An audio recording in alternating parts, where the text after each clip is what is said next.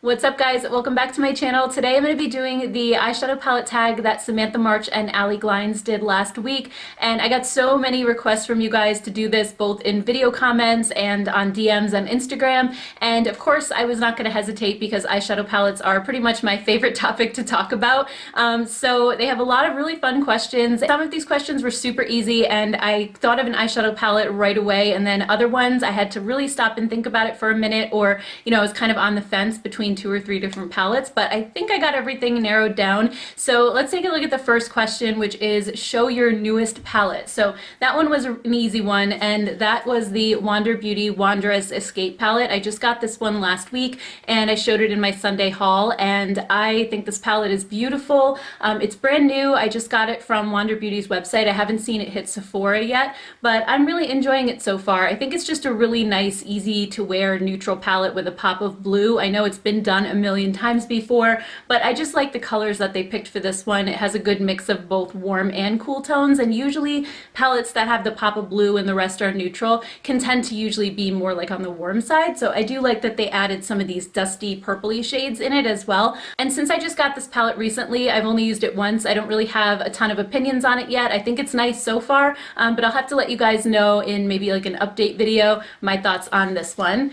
And my oldest palette, that's question number 2, and that would definitely be the Urban Decay Naked 2. This is the original one that I bought, I don't know, probably like 2010 or whenever this came out is when I bought this, and I'm still hanging on to it, I guess just for nostalgia. I'm not quite sure it's something that I should use. I know eyeshadows technically expire, and then some people say they don't, as long as you clean them off, but it's not really something that I reach for all that often anymore. And I'm sure I owned eyeshadow palettes before this one, but they were all drugstore, and I definitely don't own them anymore. So out of my entire collection, I know that this one was the absolute first high-end palette I ever purchased, and then I went back a couple years later and purchased the original Naked palette. But I think what spoke to me about this one versus the original Naked at the time was because I really only wore cool tones back then. I really wasn't venturing into warm tones yet, and this one with like all these steely grays and the taupey shades just really spoke to me. So this was the first major investment in a palette that I've ever made, and definitely the oldest one in my collection.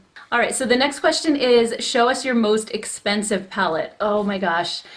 That's easy. It's the Natasha Denona Star palette. I'm almost embarrassed that I have this. It's a $169 palette, which is insane.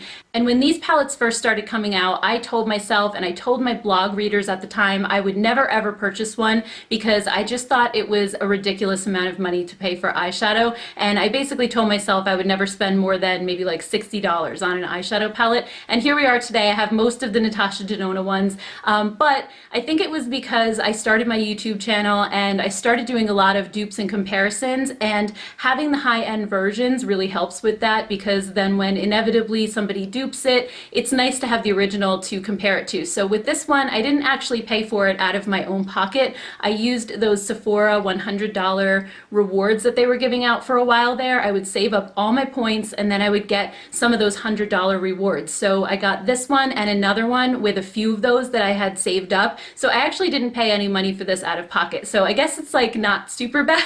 But I probably could have spent that money on several different things instead of just one palette. But I wanted to put the money back into my channel. I really wanted to build up my collection to be able to do comparisons. But anyway, this palette is beautiful. The colors in it are gorgeous. Is it worth $169? I would say probably not, at least not to me. I mean, I think the formula is okay, but I've never been one to believe that Natasha Denona's formula warrants the price. I think partly the reason that they're so expensive is because of how much product she gives you in here. Usually it's like 3 times the amount of product as a normal high-end palette, which kind of justifies 3 times the price. But more often than not, it's just regular consumers who are buying these. It's not makeup artists who are using them every single day. So for me, I don't think I'll ever hit pan on this type of palette, and I'd much rather her just make them a little bit smaller and less expensive, and then that way they'll just be a little bit more practical for me. Okay, so moving on, the next question is show us your most affordable palette. That one is easy. It's actually a few palettes and it's the e.l.f. bite-size palettes. These are $3 each, so super, super inexpensive. I love these palettes so much and I've talked about them a few times now on my channel. I think the formula is fantastic and they're so affordable. You can always just grab a whole bunch of them so that you have all the colors that you need. All right, so next question is show your everyday palette. That one is easy. You guys know what I'm going to say. It's the Tartelette in Bloom palette. And this one isn't one that I necessarily use every day, but I think when you talk about an everyday palette, this one just fits the bill because it's like those perfect neutrals, but there's a nice range of color in here. You have some cool tones and some warm tones. It's one of those palettes you could take with you and it'll go with everything. Like if you take it on a trip with you, it'll go with every single outfit that you brought. You know, it'll go, you can do smoky eyes with it. You can do something more simple and easy. So I just find this one to be just a super versatile palette and one that I grab when I'm just not quite sure what to do. It's just like an easy go-to palette. All right, so the next question is show us your most colorful palette. So I kind of took this to mean bright colors because I do have a lot of palettes that have lots of colors in them, but some of them are more like earthy tones or more muted color. So when I think of like a colorful palette, I think of bright, bold colors, and I went with the Glamlite Taco palette. This one is definitely a bright palette. It's not one that I reach for very often because I love my neutrals, but if you're into color, I think this is a beautiful, like fun selection, and also the formula is amazing. I don't hear Glamlite talked about too often. I know for a while there they were like really hyped up with their pizza palette, and then I don't know, I don't hear much about them anymore, but I think their formula is really, really solid, and if you can get past the packaging with the taco and the burger and the pizza and all that, I think you'll find that you really, really enjoy their formula too. All right, so next question is show us your smallest palette. So I wasn't sure between these minis from Natasha Denona or the e.l.f. bite-size palettes, and they look kind of close. The Natasha Denona have 5 shades and the e.l.f. have 4, but I feel like the e.l.f. pan sizes are bigger than these, so I had to look them up, and as it turns out, the e.l.f. are 0.12 ounces and the Natasha Denona minis are 0.14. So the e.l.f. are just ever so slightly smaller and winning a second category in this palette tag. Okay, so moving on, it says show your biggest palette.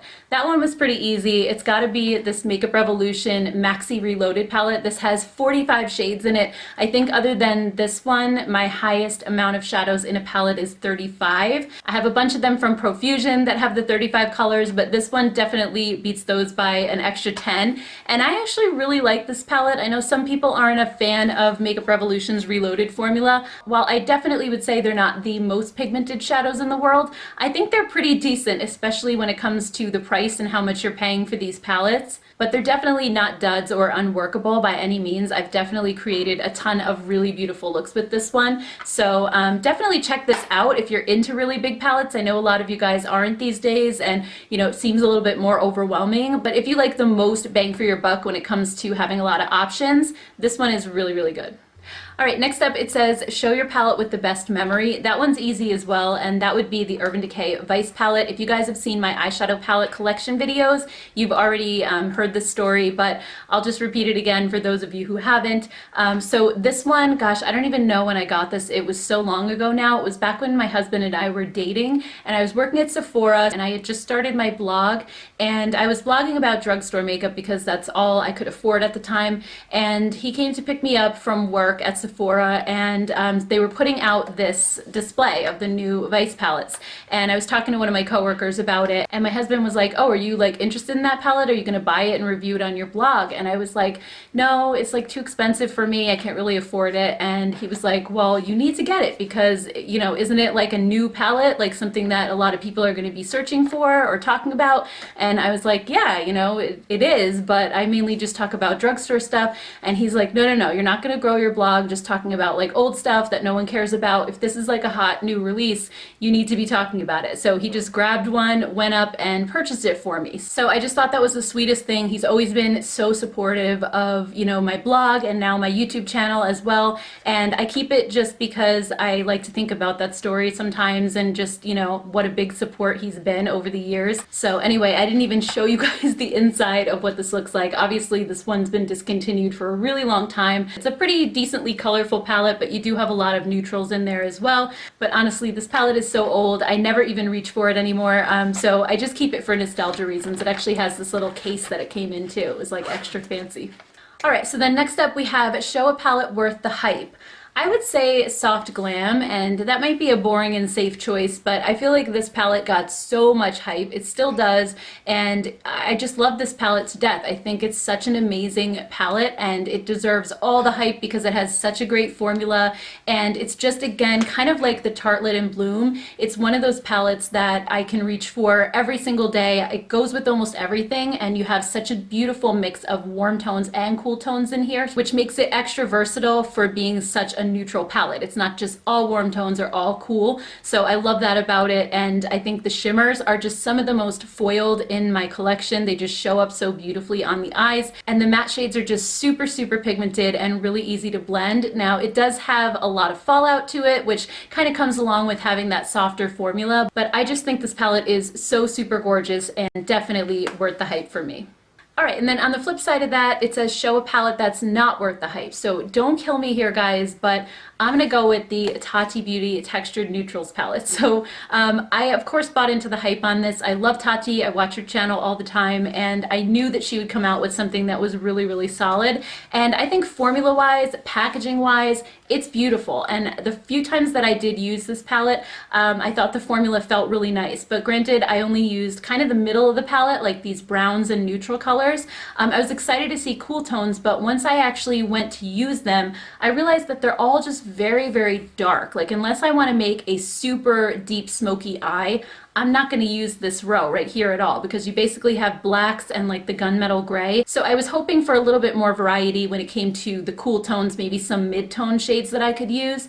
And then you have this whole row right here of the lighter ivory colors too. And I just felt like it was a waste for me because I don't really use ivory shades all that often, other than maybe a matte, like to blend up my crease a little bit. And then the same thing with the berry shades. I just feel like once they're on the eye, they all look the same to me. And this glitter row up here, I didn't use at all. So I felt like the glitter row was a complete waste as far as I was concerned with this palette. So for me, it was totally not worth having this palette just to use these neutral shades, because I can get those in just about any other palette. Usually what I'm personally looking for is just more variety in color and having those mid-tones, especially because I have a more fair skin tone. I tend not to reach for ones that are darker, and she has a lot of either really dark shades or really light shades in this palette, and not a lot that's in the middle, except for just like your basic browns. So for me, this one was just a disappointment, sadly, and definitely not worth the hype.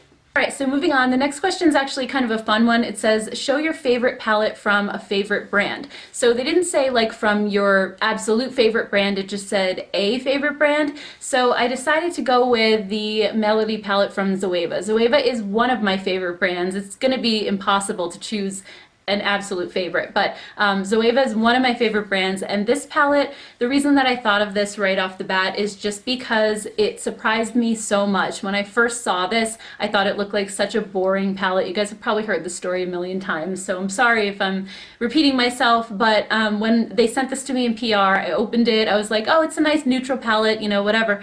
But then once I swatched these colors, some of them came to life in a different way than they look in the pan. They just have so much depth and dimension to them. And I love how it's neutral and it's soft colors and it's really easy to wear and it complements my skin tone really well. But it's also not just boring browns. You know, you have the peachy colors in here, you have the pop of lavender, you have some duochrome shades that are absolutely stunning once they're on the eyes. So this palette definitely stood out to me as something that pleasantly surprised me at the time, and I've just continued to use it since then and really, really have enjoyed it. All right, and then the last question is, show us your most used palette. So if we're talking about my most used palette over time, it would definitely be the Tartelette in Bloom. I've actually been through 2 of them now. I hit pan on so many of the shades in the original one that I had, and I almost never hit pan on shadows because I have so many. So if we're talking about my most used palette of all time, definitely Tartelette in Bloom, which I already showed earlier in the video. But if we're talking about in more recent months, I would have to say the Feverish palette from C Color. This one is a dupe for the Sultry palette from Anastasia Beverly Hills, and I actually like this this one maybe just like a little bit better. The Anastasia formula, as I mentioned with Soft Glam, it's very, very soft. There's tons of fallout to it. And the C-Color one is a little bit more firmly pressed into the pan, so it doesn't make as big of a mess, but yet the shimmer shades in here are still super, super foiled. The matte shades have so much pigmentation to them and they blend out so beautifully. And the reason too that I reach for this one so much is because it has so many beautiful cool tones, which I've definitely been into more and more lately, but it also has some really nice warm tones as well. Like this rose gold shade and this gold are absolutely stunning as lid colors, and then using like just a neutral brown to go with them in the crease. It's just an easy, simple 1-2 kind of a look. I also love the olive green shimmer. This silver one pairs beautifully with this gray matte shadow. So I find this one to be another super versatile palette. No matter what I'm wearing, I can basically find colors in here to go with that. And also the formula is amazing. It's under $10, which is absolutely insane. So this is just one that I have in my makeup kit that I use like every single day, that I bring into the bathroom with me. This is one of only a few palettes that's been in that one for several months now, and I just keep reaching for it over and over again. Alright guys, so that was the palette tag. I hope you enjoyed it. I did. I had so much fun putting this together. I would love to hear all of your favorite palettes down in the comments below. And thank you guys so much for hanging out with me and watching today's video. I appreciate it so, so much. If you haven't subscribed to my channel yet, I'd love to have you here. Just hit that subscribe button right in the corner of your screen, and I will see you all in my next video. Take care guys. Bye!